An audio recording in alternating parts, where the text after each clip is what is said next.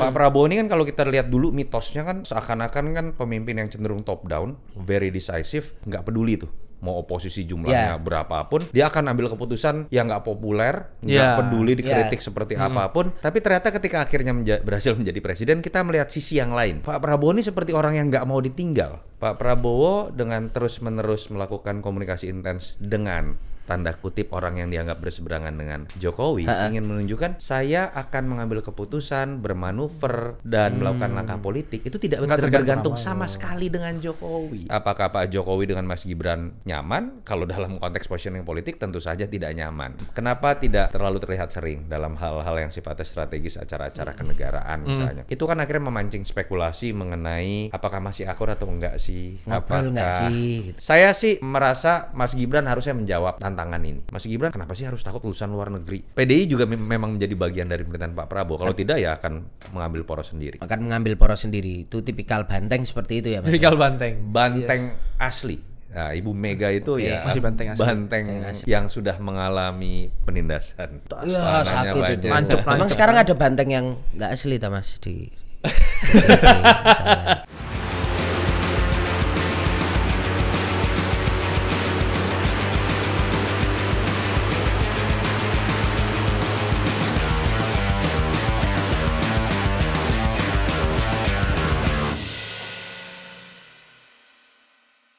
Sahabat Kompas.com, bertemu lagi bersama saya Tatang Gurito. Saya Vitorio. Di acara kelas web Kompas.com, Gaspol, ngobrol gas pasti Gaspol. Wes, tangan dong.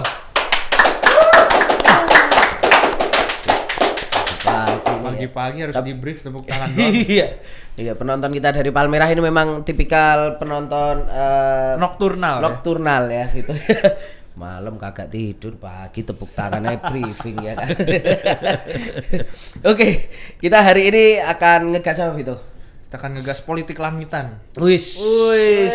Politik langitan, bre. Tiba-tiba ada yang ketemu diam-diam Diam-diam lagi tapi diposting. Ya, itulah tipikal Instagram Don Dasko. Iya, itu. Itu pertemuan dengan Bu Mega ya. Benar. Kita lihat kemarin hari Kamis. Pak Dasko ketemu dengan Bu Mega. Ada Mbak Puan juga? Mbak Puan, ada Pak Yasona, ada Prasetyo Hadi. Nah, ini menarik juga untuk kita bahas bersama Direktur Eksekutif Carta Politika Yunarto Wijaya, Mas Toto. Halo, selamat apa nih? Selamat pagi. Selamat Lebaran dong. Selamat Lebaran. Selamat Lebaran Haji. Lebaran Haji. Urusan Mas sekarang, Mas. Tadi kan udah dibahas bocorannya. Yang pasti bukan karena stres politik. Asik. Malah lagi menikmati politik. Karena menikmati politik jadi banyak olahraga. Oke. Nggak sesetres sebelumnya. Nah, menikmati politiknya Solo apa Jakarta Mas? Yang jelas sudah lama Solo. apa banget sih lama sih itu ya. Nah, Berarti dinamika politik sekarang enak dinikmatin berarti maksudnya. Buat pengamat, buat warga nggak enak. Buat pengamat enak. Buat pengamat banyak analisis, Elaborasi dong. banyak spekulasi, banyak hipotesa, artinya kan banyak kerjaan, banyak diundang. Lah ini pagi-pagi udah diundang. Kan. Jadwal padat. Buat warga jujur mungkin agak mumet ya, bagaimana menerjemahkan apa yang sedang terjadi, istilah-istilah yang sebenarnya kan nggak terlalu enak ya, matahari kembar lah, cawe-cawe lah, pemakzulan lah. Padahal harusnya masih bisa dikategorikan bulan madu nih rezim. Nah itu yang menarik, yang berbeda dengan masa-masa rezim sebelumnya ketika baru dilantik. Jadi sebelumnya bulan madu tuh. Ya, bulan madu. Kalau rezim sebelumnya berarti di berapa ini Mas? 7 bulan awal itu justru masih bulan madu tuh. Iya dong. Orang kan kalau kawin masih mesra-mesranya. Ini baru kawin 6 bulan katakanlah, baru dilantik. Udah gosipnya banyak setengah mati. Biarpun hidup Jokowi itu bukan bulan madu ya. Iya. Nah, kita bahas dulu aja di sini ya kan. Langsung ngegas ya. Saya morning person soalnya Mas. Tapi saya tadi penasaran deh. Oke. Saya pikir istilah Don itu Don Vito kalau zaman dulu ya. Ada istilah Don Vito Corleone. Iya kan. Ternyata kalau di Indonesia Don Dasko ya. Ganti Nah, pemain. makanya nanti harus dijelaskan maksud Don itu apa. Itu nanti episode yang lain ya, kita membahas soal Don Dasko ya paling paten ini di Republik ya. Oke, Mas, gimana publik membaca pertemuan antara Pak Dasko dengan Bu Mega? Karena kita tahu kan sebenarnya Pak Dasko Pak bukan Don. Ya, Don Dasko lah ya. Dengan Don Dasko tadi. Karena Don ini kan memang kita tahu bahwa ini dalam pergaulan lobis ulung.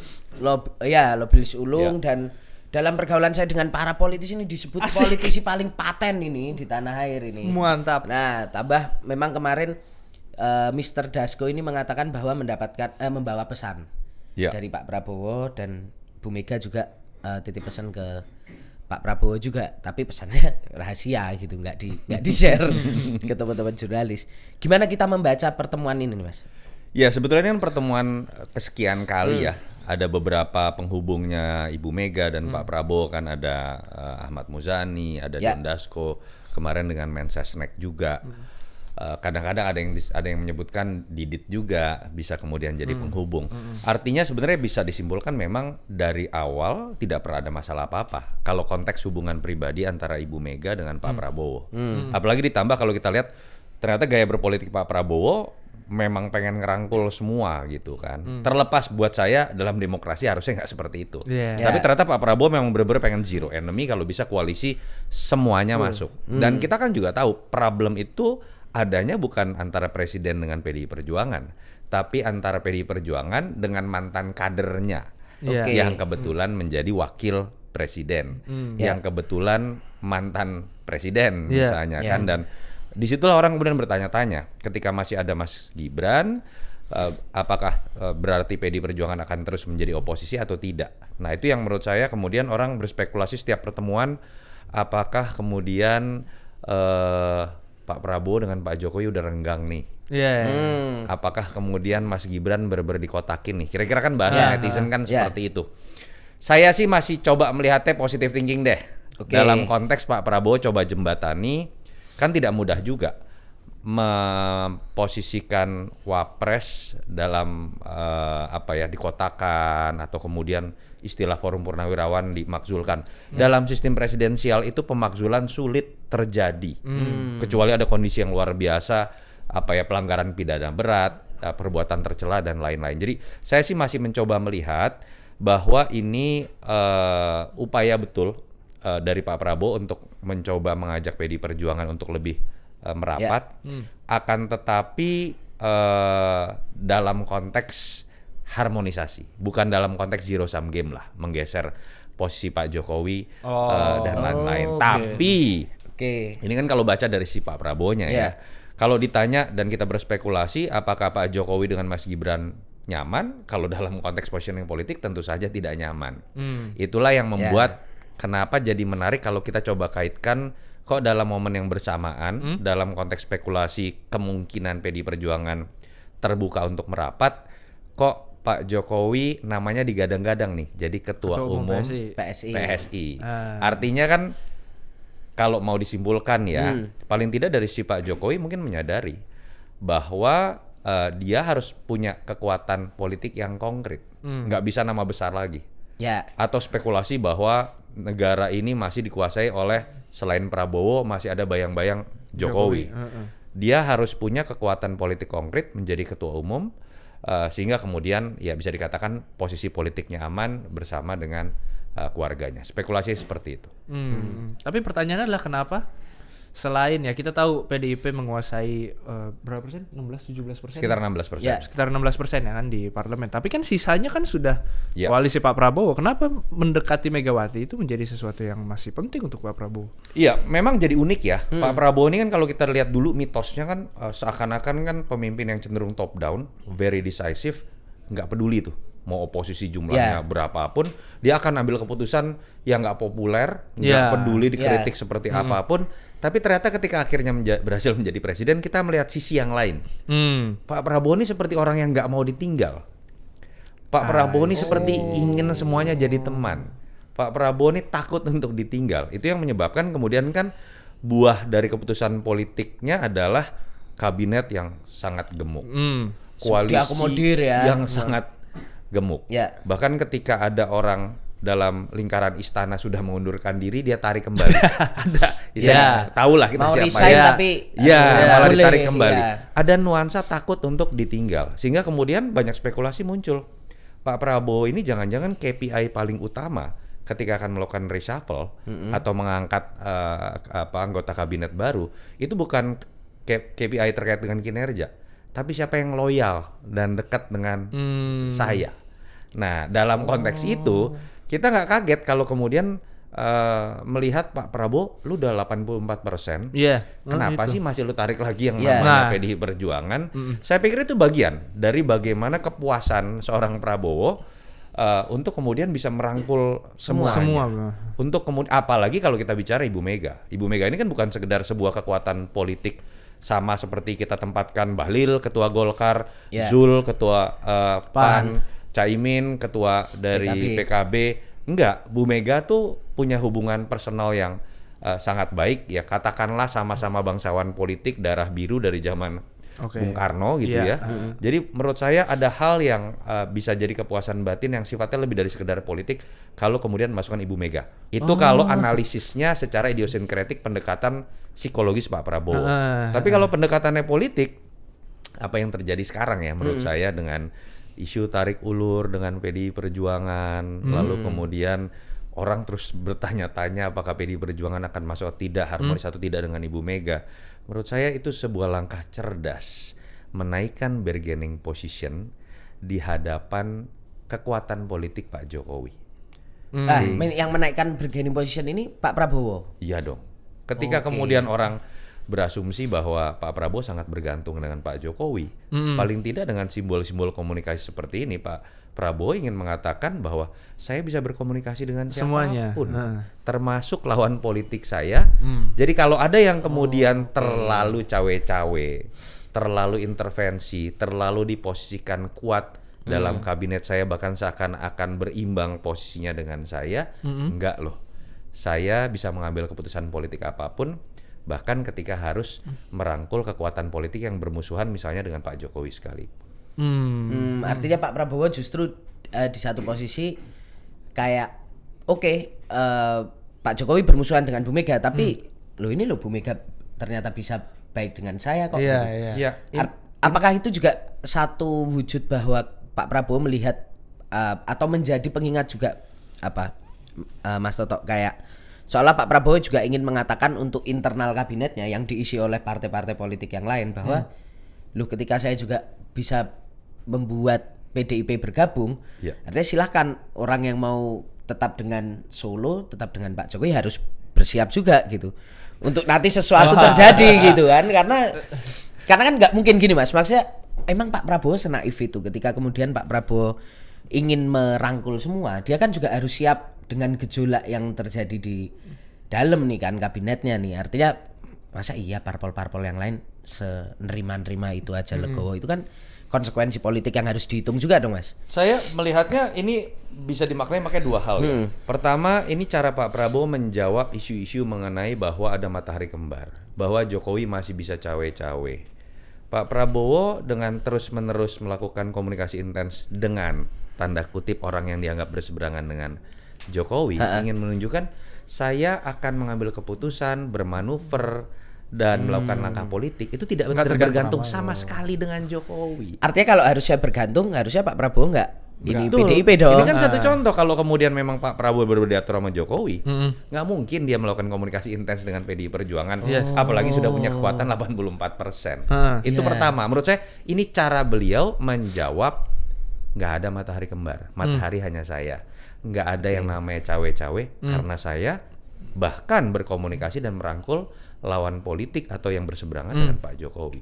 Yang kedua, masuk ke pertanyaan Mas tadi, ini sebetulnya juga sebuah positioning tegas ya dari seorang Prabowo, bukan hanya kepada Pak Jokowi, tapi kepada partai-partai yang katakanlah sekarang sudah mendukung, sudah mendapatkan kompensasi jatah kursi menteri dan lain-lain. Kita berdiri sejajar dan saya tidak bergantung dengan Anda. Saya yang mengambil positioning sebagai pusat kekuasaan dan saya bisa berkomunikasi, bisa merangkul siapapun, termasuk lawan politik kita dalam Pilpres. Jadi nyaman atau tidak, inilah saya pusat kekuasaan. Kalau kemudian tidak loyal, ya saya dengan mudah juga bisa mengambil kekuatan politik lain untuk tetap mengisi mayoritas parlemen. Oh, iya. Ini spekulasi. Spekulasi. Ya, kalau ente lebaran, setelah lebaran masih sering-sering ke Solo ya. Mungkin ya kan, Fred. Nah, tapi itu yang menarik. Oke. Menurut rekan Mas Toto, nanti ketika misalkan tentu secara real politik yang terdekat adalah PDIP mungkin masuk menjadi bagian dari kabinet Pak Prabowo. Itu real politik yang paling jauh. Real politik yang paling jauh yang bisa dihasilkan lah. Iya, emang ngapain ketemuan gitu ya? Politik gak ada keputusan masuk atau enggak gitu nah, kan. terkan Mas Toto ketika misalnya memang PDIP itu masuk menjadi bagian dari kabinet Pak Prabowo, itu gejolak di internal, menyambung pertanyaannya si Tatang tadi, kayak akan kayak gimana? Karena di dalam juga ada orang-orangnya Pak Jokowi, di dalam juga ada orang-orangnya Pak SBY. Nah, itu menarik tuh. Pertama, saya sih pribadi ya, saya berharap PDI Perjuangan nggak masuk.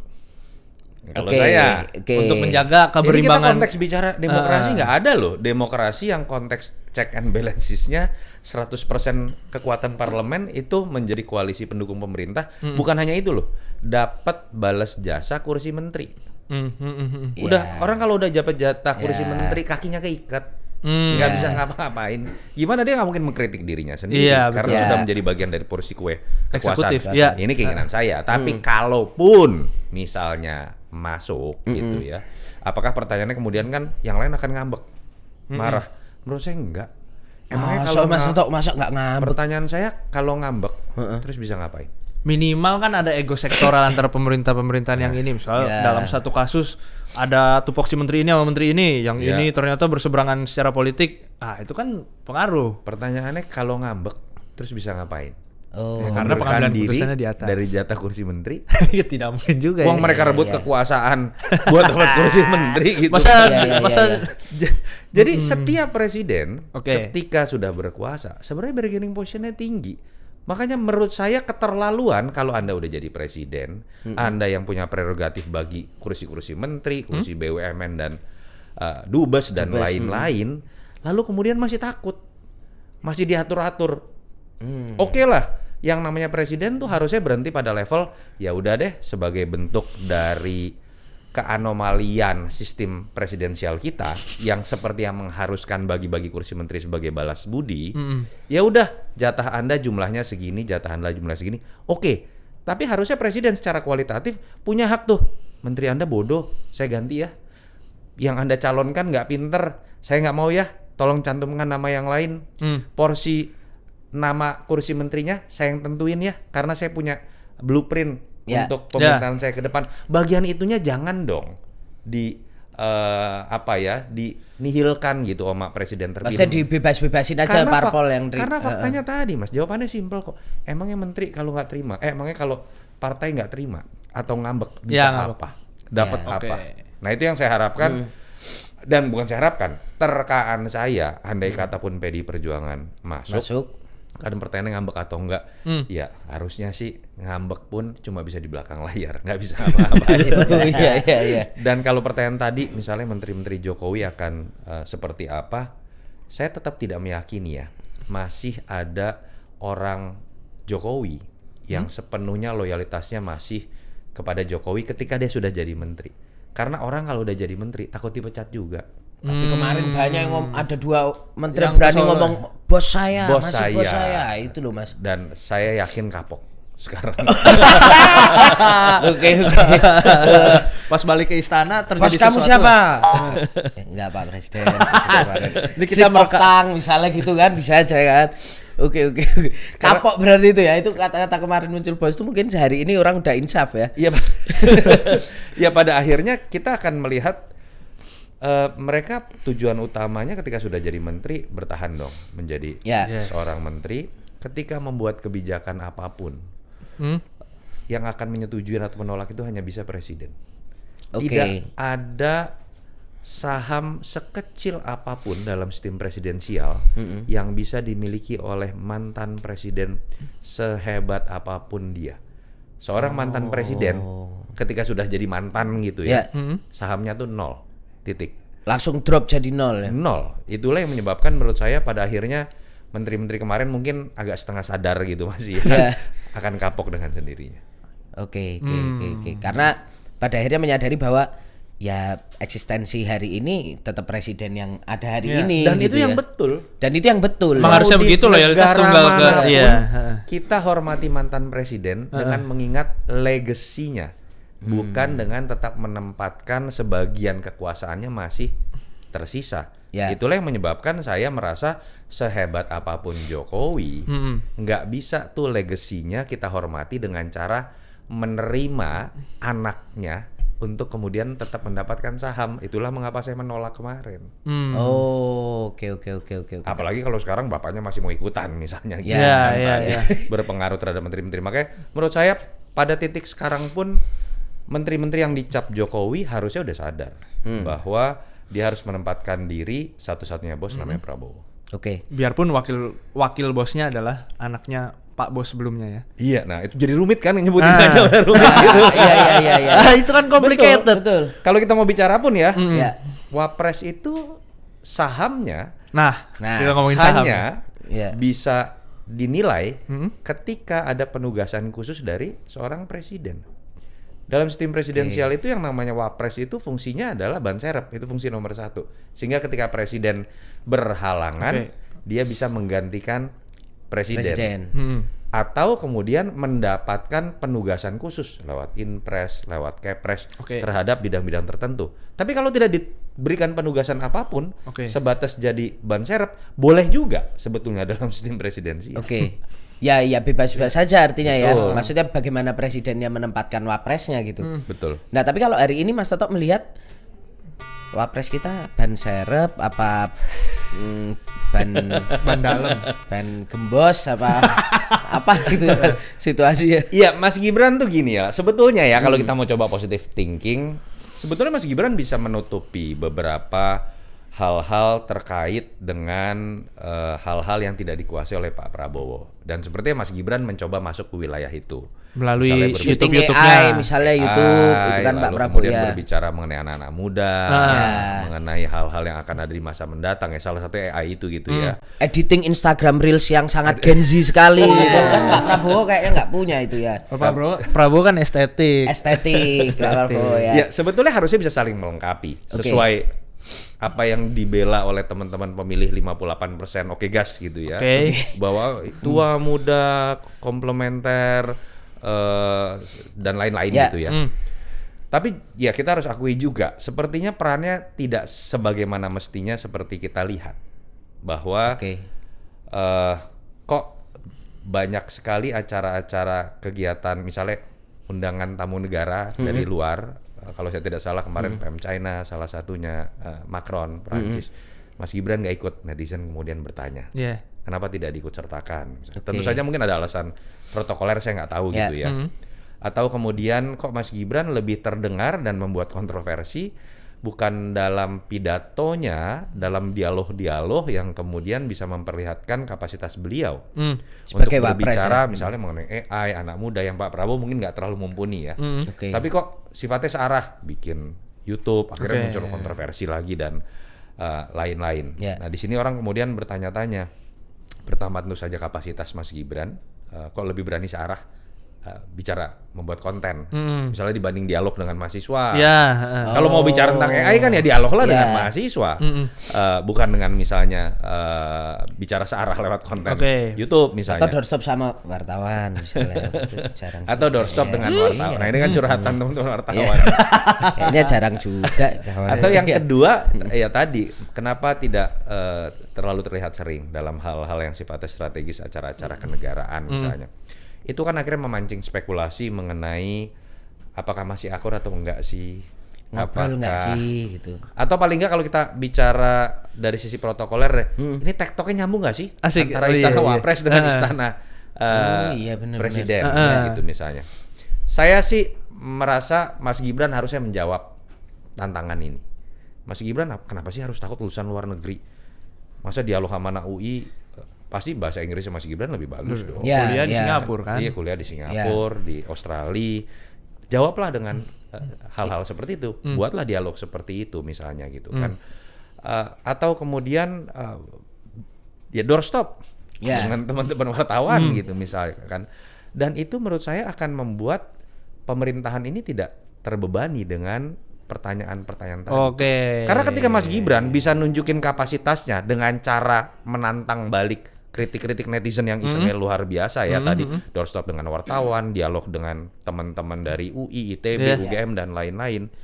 Paling tidak itu akan menjawab satu pertanyaan, Mas Gibran beneran mumpuni.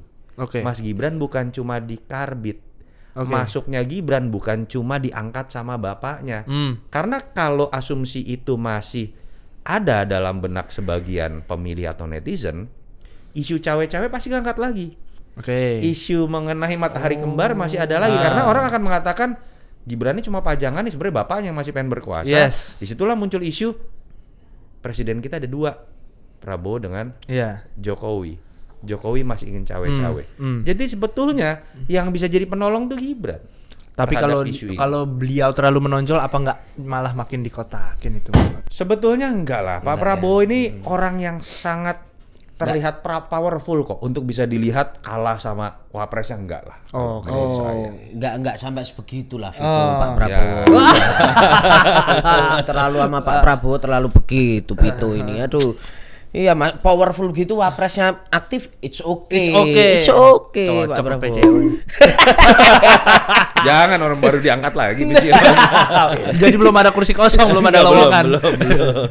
Oke, nah Mas, kalau kita bicara sekarang soal kalkulasi untung rugi antara PDIP dan pemerintahan gitu ya. Apa keuntungan PDIP sehingga mereka katakanlah tertarik untuk bisa bergabung dengan pemerintah? Keuntungan pertama yang dilihat PDIP itu apa, Mas? Mau tidak mau akan berbicara mengenai hal yang sifatnya paling taktis dan pragmatis, mendapatkan jatah kursi menteri. Sekarang sebetulnya kan ada Pak BG, tapi dalam konteks orang bicara abu-abu ya, merahnya gitu, dekat dengan PDI Perjuangan, tapi tidak bisa disebut juga bagian resmi dari PDI Perjuangan. Jadi memang yang bisa dihitung satu-satunya, pertama lah paling tidak itu adalah terkait dengan kursi menteri. Yang kedua, hal yang ada di panggung belakang sulit kita buktikan, tapi selalu jadi pembicaraan. Ketakutan orang tidak berkuasa kalau saya menyitir bahasanya Pak Budi Ari dalam sebuah podcast atau sebuah dialog adalah kalau kalah hati-hati di penjara gitu. Ini hal politik real yang seringkali orang katakan dalam dunia politik yang masih rimba hutan belantara, ya hukum rimba itu yang berlaku. Lu kalah, lu habis. Lu menang, lu kuasai hutan itu gitu kan.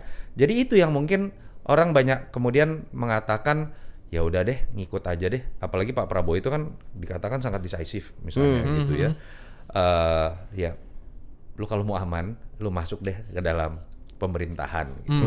Mungkin itu yang kalau kita mau sedikit berspekulasi mengenai kalkulasi sebagian, saya nggak katakan semua ya, sebagian dari kader PDI Perjuangan mungkin berhitung alangkah baiknya untuk masuk ke dalam pemerintahan Pak Prabowo. Ruginya, untungnya lagi ketiga deh nih ya, sesuatu yang sifatnya dinamis nih. Kalau misalnya Pak Prabowo ternyata bagus kerjanya dalam 5 tahun mendatang dan PDI Perjuangan ikut dalam bagian kekuasaan, dia akan ikut menikmati tingginya kepuasan publik. Kalau bagus. Tapi kalau jelek ya sebaliknya juga. Kena kotel efek ibaratnya. Kotel efek dari pemerintahan yang dipersepsikan bagus. Kalau. Nah, tapi kan kalau jelek sebaliknya nih, saya mulai masuk ke mudaratnya gitu PDI Perjuangan kalau kemudian sebetulnya berani mengambil positioning satu-satunya partai, nggak usah oposisi deh. Penyeimbang deh, yang memberikan aja, catatan kritis deh misalnya ya, atau mendukung tapi kritis misalnya deh, paling nggak berbeda dengan partai-partai yang lain. Dan kalau kemudian terjadi guncangan dalam pemerintahan Prabowo dalam konteks kepuasan publiknya turun deh misalnya, itu secara otomatis satu-satunya partai yang akan mendapatkan kotel efek sebaliknya, itu juga limpahan sebaliknya itu adalah PDI Perjuangan juga. Dan ini efeknya berbeda loh.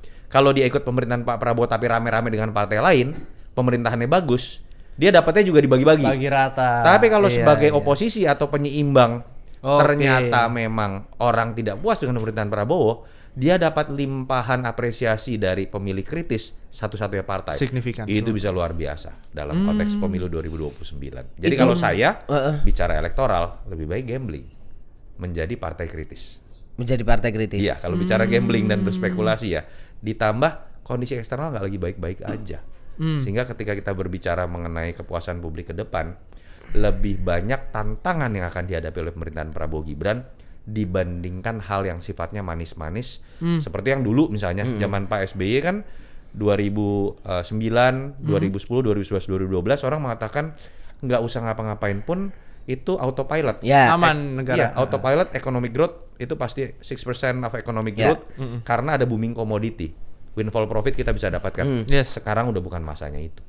Oke. Sehingga makanya lebih menantang dan Menantang. justru ada Tantangannya positioning. lebih besar. Yes. untuk Kenapa nggak ngambil PDIP. posisi kritis aja sih? Mungkin karena menjadi kritis di 1 tahun sebelum pemilu kemarin terbukti justru menurunkan suara PDIP di perolehan kursi PDIP dibanding 2019 kan, Mas? Karena harus diakui saat itu pemerintahan Jokowi memang masih sangat tinggi kepuasan. Oh, oke. Artinya ketika Ini kan bagaimana ya. cara membaca situasi. Oke.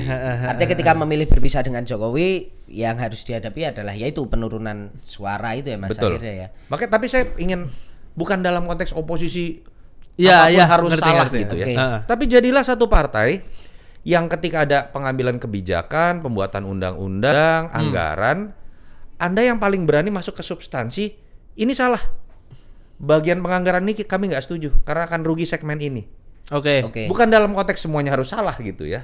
Tapi kan berbeda dengan kalau orang udah masuk dalam pemerintahan dan dapat kursi menteri. Kritik juga takut, Bos.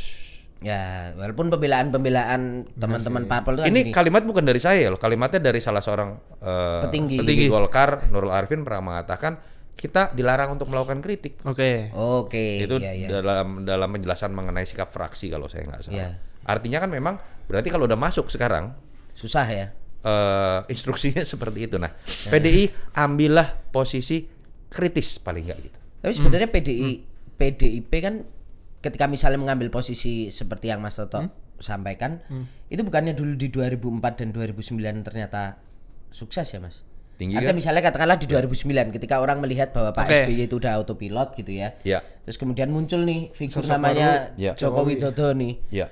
Kemudian orang-orang yang merasa tidak puas dengan pemerintahan SBY merasa bahwa wah nextnya PDIP nih ya gitu. Yes, itu contoh konkret. Jadi Tapi kan waktu itu ada peran Pak Taufik Kemas juga untuk bisa menjadi jembatan antara PDIP dengan Pak betul. SBY gitu. Tapi Itu kalau gimana, saat Mas? itu PDI Perjuangan misalnya mengambil sikap seperti yang dijalankan oleh Pak Taufik Kimas, misalnya masuk ke dalam Masuk ke pemerintahan dalam, SBY, dapat jatah kursi menteri, mungkin 2014 dia nggak akan menempatkan dirinya sebagai the ruling party. Oh, belum tentu di 2014 Iya. kartunya dia hidup gitu Karena ya kan untuk melawan ya. Kepuasan publik terhadap Pak SBY kalau kita ingat Ya. 2012 itu turun karena booming komoditi selesai. Ya. Pada titik itulah PDI Perjuangan mendapatkan limpahan elektoral. Walaupun memang harus diakui saat itu ada faktor, ada satu sosok yang kemudian juga Sangat mendongkrak, mencuat lah. namanya Jokowi. Tapi Ya. bertemunya antara sikap kritis dalam situasi ketidakpuasan publik dengan munculnya sosok baru yang itu membuat kemudian PDI Perjuangan menjadi pemenang di 2014. Siapa yang tahu nanti misalnya PDIP mengambil posisi penyeimbang terus 2027 muncul sosok kayak Kita gitu nggak lagi. tahu. Ya, Kita ya. nggak Ya kan? tahu. Karena gimana pun juga posisi RI 3 DKI Jakarta ini kan Pole position itu. Ini kan Pole Iya. position. Iya, itu Pole kan position juga. banteng. Tapi gitu. kayaknya DKI 1 nggak senapsu Jabar 1 sih kayaknya dari mana. iya. Ya mungkin kelihatannya justru karena sudah aman jadi diam-diam aja tuh. Mas Toto. Tapi kan No comment. Saya tim transisinya Mas Iya. Pram soalnya kemarin. tapi kan politisi Jawa itu kan kadang enggak ternyata iya. Iya. Kan ada pengalaman, Ini Mas. trauma sama yang Solo. Ya, enggak tahu ya.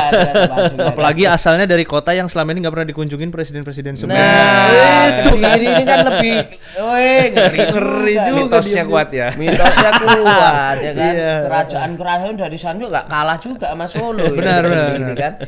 Mas Toto, tapi kalau kita ngomongin 2029 Mas, Ya. memang masih jauh banget nih Belanda nih 2029 ini. Cuman selama ini kan PDIP itu kekeh dengan kursi RI1 ya kan. Ya. RI1 bahkan 2024 kemarin juga ada proposal Prabowo Ganjar. Ditolak Karena Ganjar nggak mau RI2 kan. 2014 akhirnya juga Jokowi. Iya. Bukan Prabowo. gitu kan. Ya. Nah, di 2029 itu apakah dengan posisi sekarang PDIP coba didekatin gitu, apakah itu tidak akan menempatkan PDIP di posisi subordinat nanti di 2029 mungkin hanya dapat RI2 gitu? Ya, kalau menurut saya PDI Perjuangan tetap harus mulai berkaca. Posisi yang bisa dikatakan paling terpuruk salah satunya adalah 2024 kemarin. Walaupun angkanya masih lebih bagus ya dibandingkan kalau kita bicara 2009 itu 14%. Bahkan Demokratnya 21% ya. Tapi tetap ini terpuruk dalam konteks bukan hanya berbicara kekuatan elektoral, tapi dihianati atau ditinggal deh katakanlah oleh kader yang dianggap kader terbaiknya yang berhasil menjadi presiden. Artinya kan di situ tantangannya bukan hanya pencapaian dilihat dari sisi konstituen, tapi konsolidasi internal juga menghadapi sebuah masalah. Nah, artinya menurut saya harusnya ini juga momen buat PDI Perjuangan mawas diri. Tidak hanya dalam konteks berbicara, misalnya nih ya, mengambil posisi paling kritis. Otokritik dulu dong. Selama Anda kemarin menjadi bagian dari pemerintah, udah bener nggak nih mendukung kebijakan-kebijakan pemerintah? Menteri-menterinya dulu pada saat menjadi bagian dari kekuasaan, udah bener nggak ketika mengambil kebijakan? Ketika kemudian kritis terhadap pemerintahan Jokowi di ujung-ujung, atau kemudian di awal pemerintahan Pak Prabowo, isunya sudah mencerminkan suara masyarakat nggak? Itu yang menurut saya harus dilihat dulu ke dalam diri PDI Perjuangan, karena mau mengambil sikap apapun, tapi di dalamnya sendiri belum dibenahi ya nggak bisa ngapa-ngapain. Jadi itu yang menurut saya harusnya dimanfaatin nih. Mumpung kan nggak sesibuk partai yang lain. Partai yang lain kan sibuk bagi-bagi kue nih kan, bagi permen, bagi coklat gitu kan. Mumpung lagi agak nganggur nih ya, kering gitu ya. Mawas diri, refleksi diri. Orang lagi nganggur kan selain nyari kerja banyak gitu waktu ya. luang. Banyak waktu luang untuk merefleksikan diri gitu kan. Ini yang menurut saya juga jadi catatan buat PDI Perjuangan. Apakah betul masih jadi partai ideologis? Itu dulu yang harus dijawab pertama-tama. Itu yang harus dijawab pertama-tama. Iya, apakah betul kerja dari teman-teman DPR dan DPRD masih mencerminkan, mau itu istilahnya Soekarnois, mau istilahnya Marhainis. Itu yang menurut saya kan jadi kekuatan dari PDI Perjuangan. PKS dengan semua kelemahannya, kita bisa lihat loh, mau kalah pilpres, mau nggak pernah jadi capres cawapres, suaranya bertahan di angka seperti itu. Artinya solid ya di internal maupun akar rumputnya. Konsolidasi internalnya walaupun udah pecah loh. Anies Mata keluar, Fahri Hamzah keluar, Mahfud Sindi keluar, suaranya tetap seperti itu. Artinya konsolidasi internalnya berjalan, pembenahan pembangunan infrastrukturnya nggak berhenti, dan sikap ideologinya tetap nggak goyah. Di sisi nasionalisnya PDI melakukan itu nggak? Karena ternyata kan PDI lebih naik turun. Iya, lebih fluktuatif ya. Betul, dibandingkan dengan PKS kalau kita mau coba bandingkan sebagai sesama partai ideologis. Menarik tuh. Menarik itu. Artinya ya itu pembuktiannya di kapan, Mas? Sebetulnya dari survei-survei yang sudah kemarin dirilis itu udah jadi catatan bahwa atau hasil pemilu kemarin ya, PDI turun menjadi 16%. Ada beberapa rilis saya lihat Kompas, ada Indikator. Saya sebenarnya juga ada bocoran 2 kali survei. Ini bulan April cuma kita nggak rilis. Angkanya di sekitar angka itu, dan memang tidak buruk untuk sebuah partai yang lagi sendirian gitu ya, tetap bertahan di angka 16%. Tapi sebetulnya kan itu menunjukkan juga bahwa ada hal yang nggak optimal dilakukan oleh partai yang sebenarnya ruang geraknya lebih luas nih.